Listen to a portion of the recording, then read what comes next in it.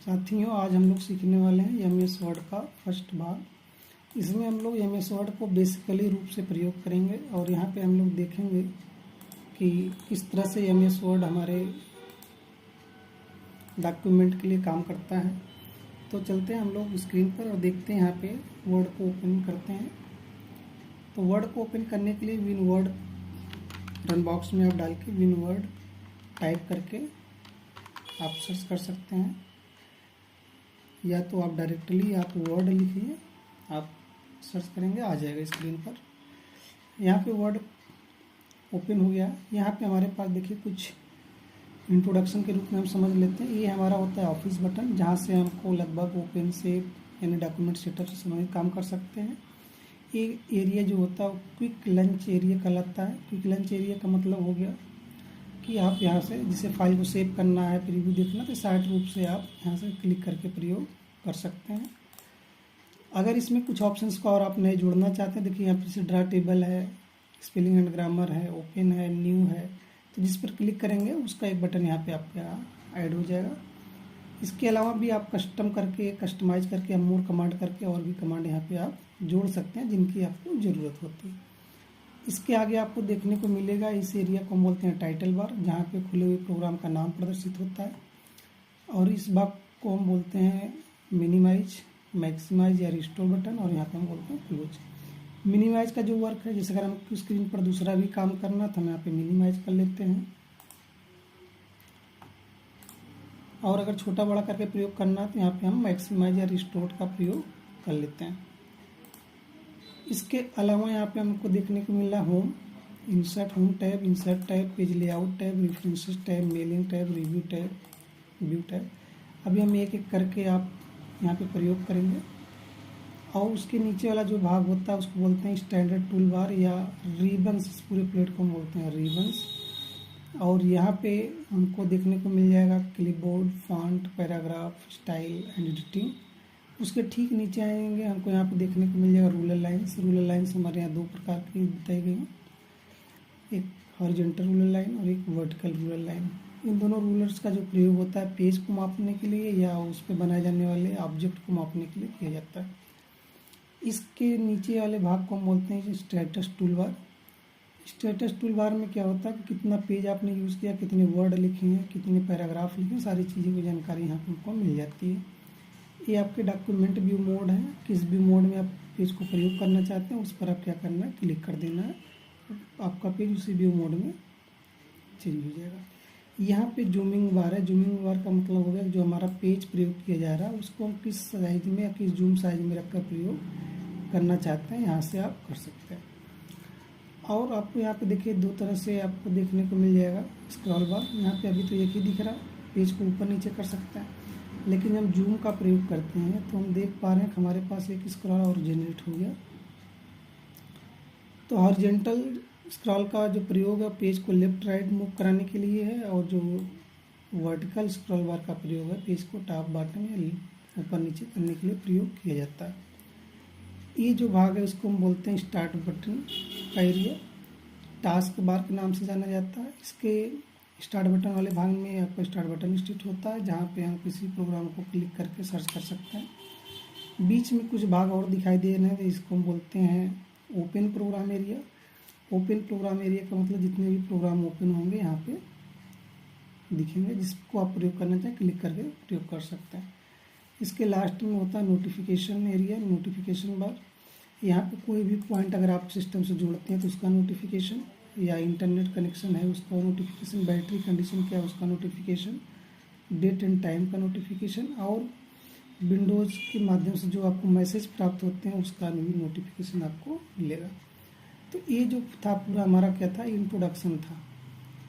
अब इसके आगे हम लोग सीखना है कि होम में कुछ ऑप्शंस हैं, जैसे कट है, कॉपी है, पेस्ट है, बोल्ड, इटैलिक, अंडर, इनका प्रयोग हम कैसे करते हैं चलिए देखते हैं। तो इसके लिए हमको कुछ टेक्स्ट की ज़रूरत पड़ेगी, हम कुछ टेक्स्ट लिख देते हैं। जैसे अगर हमको यहाँ पर लिखना है कंप्यूटर, और कंप्यूटर के बाद हमने इंटर करना है, टैब बटन करके हम यहाँ पे इसके नीचे लिख सकते हैं computer is an electronic machine. CHINE machine which capable sequence of data after processing. We are getting results on the monitor or output devices. ये हमारे हो गया कि डेफिनेशन ऑफ कंप्यूटर। तो अब इसमें हमको जैसे कभी ज़रूरत पड़ती है कि हमको इस शेडिंग को उठा के नीचे रखना है, तो हमने यहाँ से क्या कर लिया, कट कर लिया, वहाँ से हो गया। अब यहाँ पे जहाँ रखना है वहाँ पे हम कर्सर को क्लिक करेंगे या इंटर करेंगे, वहाँ पे पेस्ट कर देंगे। अब इसकी संख्या क्या हो सकती है, जितना आप चाहें उतना मात्रा में पेस्ट कर सकते हैं। तो अगर हमको ज़रूरत है इसी लाइन को दोबारा लिखा जाना है तो कॉपी कर लेंगे। कट करने मतलब वहाँ से हटाया जा सकता है, कॉपी मतलब सेम है डुप्लीकेट के लिए। कॉपी कर लिए, जहाँ भी रखना वहाँ कर्सर ले जाके आपको पेस्ट कर देना, तो आपका जो कॉपी हुआ मैटर था वहाँ पे। अब कोई ज़रूरी नहीं है कि टेक्स्ट ही कॉपी हो, आपका ऑब्जेक्ट भी कॉपी हो सकता है, जो फिगर आप बनाएंगे वो भी कॉपी हो सकता है, या कोई इमेज रखते हैं तो वो भी आपका कॉपी हो सकता है। तो यहाँ पे हमने हेडिंग रखा था कंप्यूटर। तो कट और कॉपी पेस्ट का कंफर्मेशन हो गया। कट का मतलब है मैटर को सिलेक्ट करके कट करते तो वहाँ से हट जाएगा, जहाँ रखेंगे वहाँ चला जाएगा। कॉपी का मतलब हो गया कि आप उसको सिलेक्ट करके अगर कॉपी करते हैं तो जहाँ भी रखना चाहेंगे वहाँ पे भी वो रहेगा और वहाँ पे भी चला जाएगा। इसके आगे हम लोग देखते हैं कि यहाँ पे फॉन्ट की स्टाइल है। तो हमको जैसे लगता है कि हमको इसका फॉन्ट स्टाइल बदलना है तो सिलेक्ट कर लीजिए। आप जिस तरह के फॉन्ट स्टाइल का प्रयोग करना चाहें, यहाँ पे जो भी स्टाइल दिख रही है उस पर आप क्लिक करके प्रयोग कर सकते हैं। चलिए, यहाँ पे हमने फॉन्ट स्टाइल का प्रयोग किया। यहाँ पे देखिए आपका फॉन्ट की साइज है। जैसे फॉन्ट का जो साइज जितना आप सिलेक्ट करना चाहेंगे उतना साइज में आप छोटा बड़ा प्रयोग कर सकते हैं। जिस पर क्लिक कर देंगे वही साइज आपका एक्टिवेट हो जाएगा। तो यहाँ पे हम नॉर्मली इंग्लिश के लिए 14 ले लेते हैं, वैसे तो 12 होता है लेकिन हमने 14 ले लेना है।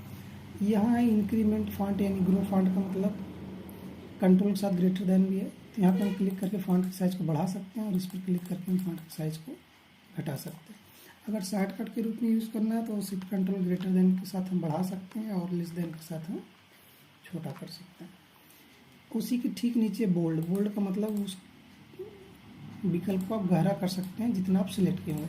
अगर हमने पूरा 2 लाइन को मैटर को सिलेक्ट किया तो 2 लाइन हमारा बोल्ड होगा। देख रहे हैं ना, बोल्ड का मतलब वो गहरा हो जा रहा है। और अगर आपको बोल्ड रखना है तो बोल्ड करेंगे, नहीं तो आपको नॉर्मली छोड़ देंगे। अगला जितना मैटर हमारा उसको हमने सिलेक्ट करके इटैलिक करना हो तो हम यहाँ से इटैलिक करते हैं। इटैलिक का मतलब होगा तिरछा, जैसा आप चाहेंगे वैसा तिरछा हो जाएगा। अब पूरे मैटर को अंडरलाइन करना तो यहाँ पे हम क्लिक कर देंगे, पूरा मैटर अंडरलाइन हो जाएगा। या फिर हमको सिंगल लाइन डबल लाइन में अंडरलाइन करना, जैसा भी करना है वहाँ से हम उस तरह का विकल्प यूज करके उस तरह से अंडरलाइन कर सकते हैं। अगर हमको सिर्फ हेडिंग को अंडरलाइन करना है तो हमको सिर्फ हेडिंग को ही सिलेक्ट करना है और शेडिंग वाले पर ही हमको अंडरलाइन वाले विकल्प पर क्लिक कर देना, अंडरलाइन हो गया। कभी कभी एक आता है कंप्यूटर प्राइस, जैसे हो गया प्राइस 15,500 पहले था या 15,000 था। नाउ प्राइस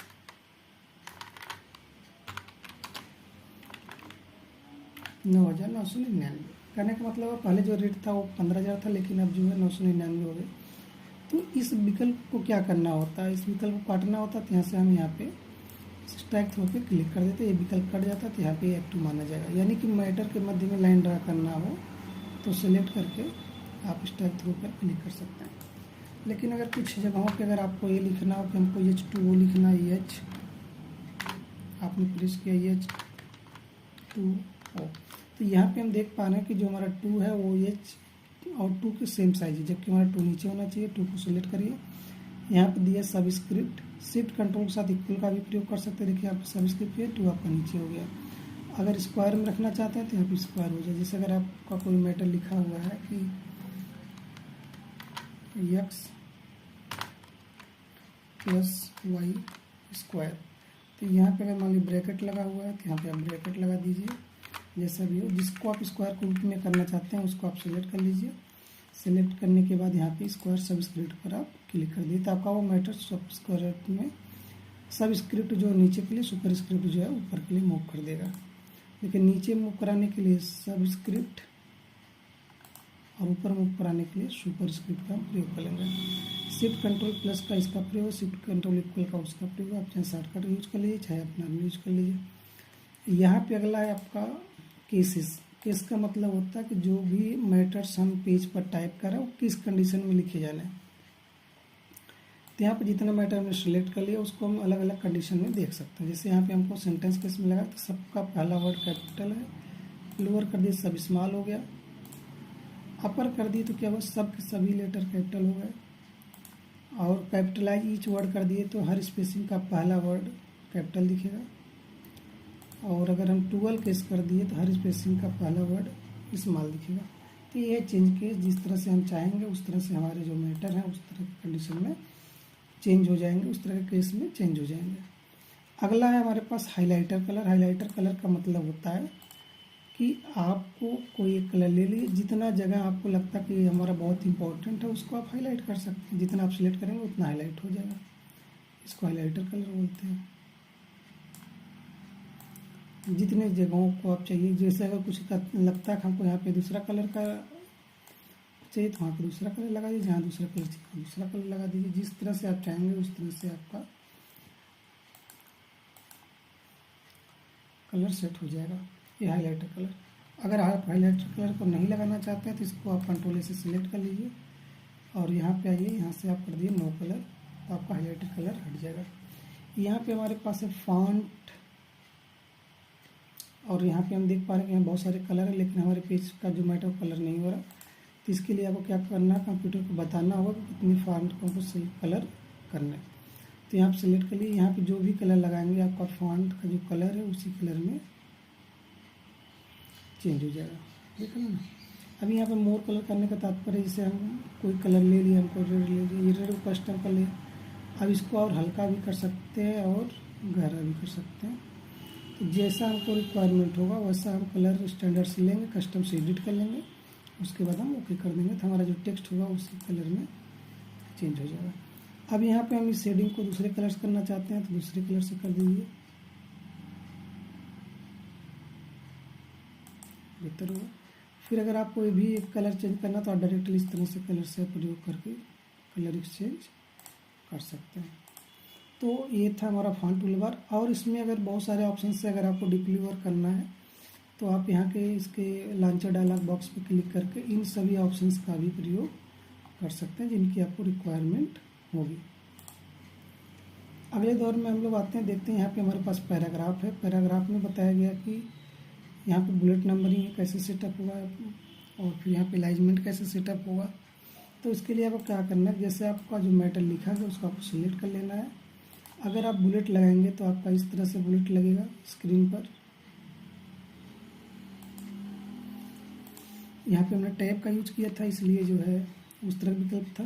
अभी हमने टैब को हटा दिया, यहाँ पे देखिए नॉर्मल बुलेट्स लग गया। यहाँ पे बुलेट हटाना हो तो फिर उस पर लगाना हो तो फिर उस पर क्लिक कर लीजिए। यहाँ पे जिस तरह का बुलेट आप चाहेंगे उस तरह का बुलेट लग जाएगा। और यहाँ पे नंबरिंग दिया हुआ, जिस तरह की आप नंबरिंग चाहेंगे आप उस तरह की नंबरिंग आप सेटअप कर सकते हैं। नंबरिंग सेटअप करेंगे तो आपका जितने भी बार इंटर होगा उस पर नंबर आपका इंक्लूड होता चला जाएगा।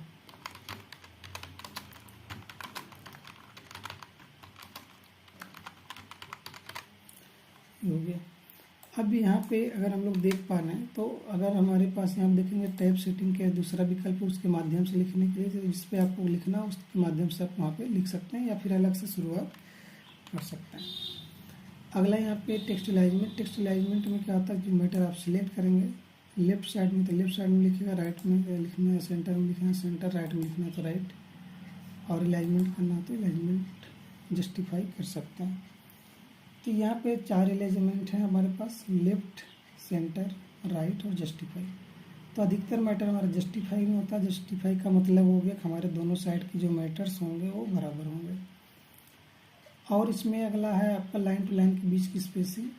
इसका भी मतलब ये जो हमने मैटर्स लिखा हुआ तो उसके लाइन से दूसरे लाइन के जो बीच की दूरी है इसको हम यहाँ से सेट कर सकते हैं। यहाँ पे देखिए कुछ विकल्प दिए हुए हैं, जैसे 1.0, 1.15, 1.5, 2.0, 2.5, जो भी विकल्प आपको लगे कि हाँ हमको ये ज़रूरत है तो उस पर आप क्लिक करके उस तरह से अपने लाइन टू लाइन के बीच की स्पेसिंग सेट कर सकते हैं।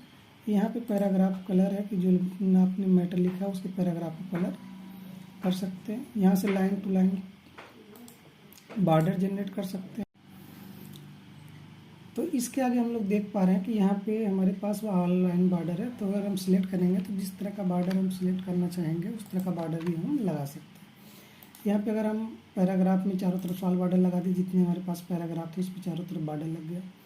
अगर नहीं लगाना तो यहाँ से हमको नो कर देना है तो बॉर्डर हट जाएगा। और अगर एक लाइन के नीचे आपको टेक्स्ट कलर करना है इस तरह का तो आप यहाँ से इस तरह का कलर यूज कर सकते हैं, थीम कलर का। तो जो लाइन आप सेलेक्ट करेंगे सिर्फ उसी लाइन पर आपका जो कलर थीम है उस पर लगेगा। देखिए यहाँ पे दोनों एक ही लाइन में है माने जाएंगे क्योंकि इंटर नहीं किया गया, पैराग्राफ नहीं चेंज है, तो उस पूरे पैराग्राफ को एक कलर से कर दे रहा है। इसी के ऊपर है A to Z। अगर A to Z को देखें या फिर यहाँ पे आपको इंडेंट्स टैब, डिक्रीज टैब मिल जाएगा। इसका मतलब जो मैटर में लिखा है अगर आपको टैब की ज़रूरत होती है कितना जगह छोड़ करके हमको आगे लिखना तो यहाँ पे हम टैब सेटिंग का प्रयोग कर सकते हैं, आगे जा सकते हैं, पीछे भी जा सकते हैं।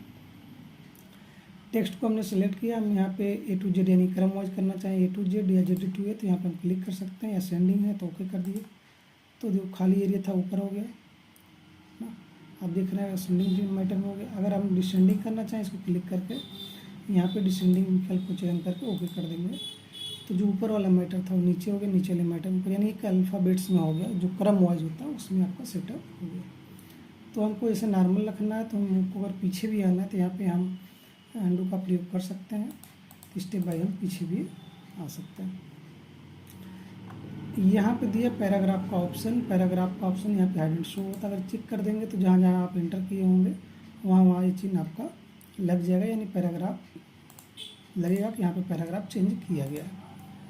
अगला हमारे पास है स्टाइल। स्टाइल में आप देख पा रहे होंगे कि यहाँ पे कुछ स्टाइल्स जो है ऑलरेडी पहले से बनी हुई हैं, जिस किसी को आप प्रयोग करना चाहें अपने टेक्स्ट के साथ उसे हम जोड़ सकते हैं। जैसे अब देखिए यहाँ पे हमारे पास इस तरह के हेडिंग्स हैं, बने बनाए मैटर है, हमने इस पर क्लिक किया तो हमारा मैटर भी सेम है उसी तरह से हो जा रहा है, जहाँ से जिस तरह से स्टाइल दिखाई दे रहा है।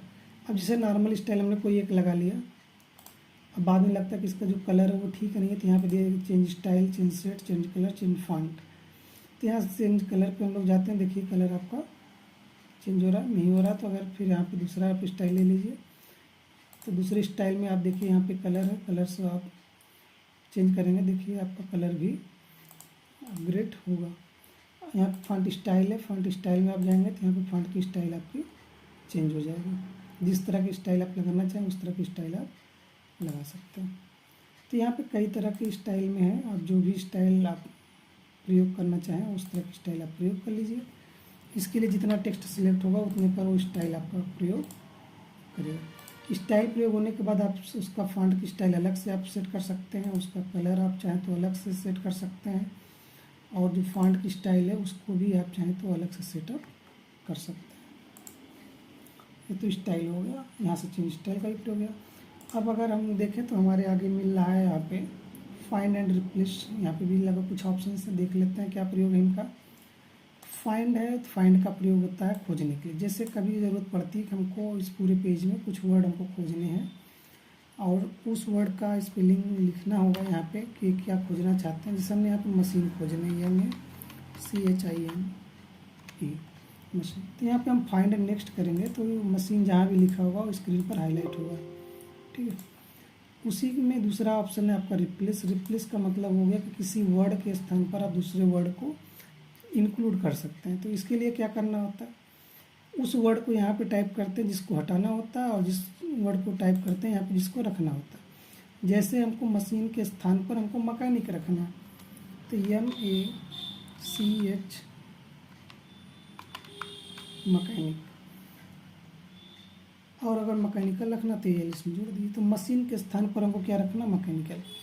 अब अगर हम रिप्लेस करते हैं तो एक बदलाव होगा, अगर रिप्लेस ऑल कर देते हैं तो पूरे पेज में बदलाव हो गए। यहाँ पे बता रहा है कि टोटल आपका 2 जगह रिप्लेसमेंट हुआ। तो यहाँ पे आप देख पाएंगे जहाँ पे मशीन था वहाँ पे मैकेनिकल हो गया, और अगर फिर आप अपडेट करना चाहें तो मशीन को नीचे रख दीजिए, मैकेनिकल को ऊपर रख दीजिए। यानी मैकेनिकल को फाइंड वाले लिस्ट में रख दीजिए, और जो रखना है हमको क्या रखना, मशीन रखना। तो MACHINE मशीन। रिप्लेस ऑल करेंगे, जैसे ही रिप्लेस ऑल करेंगे तो हम देखेंगे कि मैकेनिकल के स्थान पर मशीन फिर से आ गया। गो टू का जो प्रयोग है किसी पेज पर, लाइन पर, बुकमार्क पर शीघ्रता से पहुंचने के लिए। हालांकि पेज तो हमारे पास एक ही है तो हम पेज नंबर पर जा नहीं सकते, सेक्शन पर जा सकते हैं। जैसे सेक्शन नंबर 2 पर जाना है तो हमने यहाँ पे गो टू करे तो हमारा कर्सर सेक्शन नंबर 2 पर पहुँच जाएगा। लाइन सेलेक्ट करते, लाइन नंबर हमने 5 दिया, गो टू किया तो हमारा कर्सर जो होगा वो 5वें नंबर लाइन पर पहुँच जाएगा। तो ये गो टू से हम किसी page, section, line, bookmark, comment, आगे हम लोग भी पढ़ेंगे सारे ऑप्शंस, तो किसी पर भी हम शीघ्रता से पहुंच सकते हैं। ये थे आपके ऑप्शन। इसके अलावा आप देखिए सिलेक्ट ऑल है। सिलेक्ट ऑल का मतलब होगा कि अगर आपको एक साथ डिलीट करना हो, एक साथ आपको फॉन्ट का बोल्ड करना हो, एक साथ आपको फॉन्ट की साइज बढ़ानी हो, एक साथ आपको फॉन्ट की स्टाइल बदलनी हो, यानी कि जो भी प्रक्रिया एक साथ करनी है उसके लिए हम सिलेक्ट ऑल कर लेते हैं। सिलेक्ट ऑल से हमारे सभी कंटेंट्स एक साथ सिलेक्ट हो जाते हैं। उसके बाद हमको जो विकल्प प्रयोग करना हो, जैसे centre, right, left, bullet number, जो भी विकल्प प्रयोग करना हो सारी चीज़ें हम कर सकते हैं। और उसी में एक ऑप्शन है आपका ऑब्जेक्ट, सिलेक्ट ऑब्जेक्ट। तो कभी कभी होता है कि अगर हमने इंसर्ट से कोई शेप से कोई डिज़ाइन बनाया टेक्स्ट के लिए और बाहर क्लिक कर देते हैं तो हमारा जो ये बॉक्स जल्दी सेलेक्ट नहीं होता है। तो उस पोजीशन पे हम कहाँ जाएंगे, सेलेक्ट पे जाएंगे, सिलेक्ट ऑब्जेक्ट करेंगे, और सिलेक्ट ऑब्जेक्ट जैसे ही करेंगे लाएंगे आप कर्सर पे क्लिक करेंगे, आप कर्सर को पॉइंट पे, वो तुरंत सिलेक्ट हो जाएगा। सिलेक्ट करने के बाद प्रक्रिया छोटा बड़ा, ऊपर नीचे कहीं भी आप सेटअप कर सकते हैं। तो सिलेक्ट ऑल से सभी कंटेंट सिलेक्ट हो जाएंगे। सिलेक्ट ऑब्जेक्ट से ऑब्जेक्ट सिलेक्ट होगा। सिलेक्ट विथ फिल्म फॉर्मेट, जितना भी आपका सिलेक्ट मैटर रहेगा, जितना भी आप फॉर्मेटिंग किए हैं सभी एक साथ सिलेक्ट हो जाएगा। तो ये रहा होम टैब का क्लिपबोर्ड, फॉन्ट, पैराग्राफ के लिए यहाँ से भी आप क्लिक करके लाइन टू लाइन के बीच की दूरी, लेफ्ट, राइट, सेंटर, जस्टिफाई, जैसा भी चाहें आप यहाँ से सेटिंग कर सकते हैं। पैराग्राफ के लिए, स्टाइल के लिए भी कुछ यहाँ पे दिया हुआ लॉन्चर, यहाँ पे क्लिक करेंगे कुछ इस तरह के बन के ऑलरेडी आपको आ जाएंगे। जो मैटर आपका सिलेक्ट रहेगा उसी डिजाइन में परिवर्तन हो जाएगा। तो आप चाहे तो इस तरह से प्रयोग कर सकते हैं, चाहे तो आप ऐसे क्लियर ऑल कर सकते हैं, कुछ कर सकते हैं। फाइंड, रिप्लेस, गो टू का भी प्रयोग हमने आपको बता दिया। तो ये समस्त इन्फॉर्मेशन है आपका होम टैब का। इसमें सारे प्रैक्टिकल्स आपको बता दिए गए, जिनका जैसा जिस तरह से प्रयोग रहे उसको आपको अपने अनुसार कर लेना है। और अधिक जानकारी के लिए चैनल को सब्सक्राइब कर लीजिए, जिससे हम आपको नए नए इन्फॉर्मेशन एजुकेटेड देते रहेंगे, और आप अपनी लाइफ में समय के साथ जुड़ते हुए आगे की तरफ बढ़ते रहिए। बहुत बहुत शुभकामना, धन्यवाद, बधाई। आपका दिन शुभ हो।